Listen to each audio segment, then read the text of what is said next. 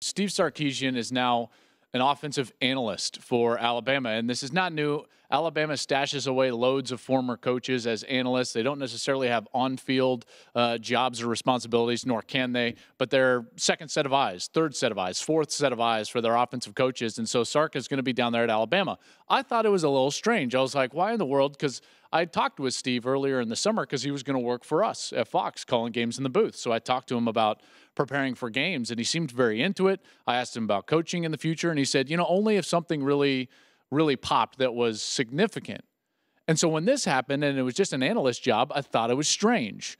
I immediately thought to myself, well, that makes sense because Lane's probably going to get a job at the end of the season, Lane Kiffin. And so they're setting themselves up for the future of their coordinator position.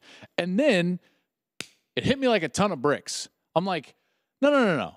Nick Saban is never that obvious. He's always the smartest guy in the room. He's always 4 steps ahead. He learned from Bill Belichick, for goodness sakes. I mean, he was the defensive coordinator on that Browns team way back before they moved from Cleveland when Bill Belichick was the head coach back then. I have a conspiracy theory. I think Nick Saban hired Steve Sarkisian because he knew that LSU was going to struggle offensively, and he didn't want them to have an offensive coordinator on the market to hire right away for this season. I think you're totally right. Why wouldn't you? You can stash him away. There's no rules about it. So he hires him and he says, hey, you're probably going to be my coordinator in the future. Why don't you come here rather than going there in week 3 and then Les getting fired at the end of the year? Why wouldn't you do it? Well, this is right. Lane Kiffin is going to leave after this year. Probably. Yeah. And so he said, and Lane and Sark are tight. Yep.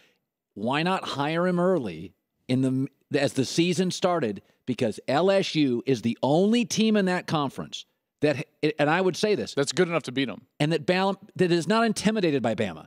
I mean, when they play each other now, Alabama has been much more proficient at quarterback, but athlete to athlete, looks like you could change jerseys a lot. I would say that LSU has the only roster for sure in the SEC, but maybe in the country, that could line up against Alabama and just say, okay, and go eye to eye with them. Now, Alabama's a great roster, so I'm not trying to knock them by any stretch, but the problem with LSU has been their lack of creativity on the offensive side. Sark. We saw it again in week 1, not understanding how to run the football, can't develop a passer in Brandon Harris. They lose on the road to Wisconsin. There's so many grumblings. You could see Les potentially making a move to save some of that sentiment.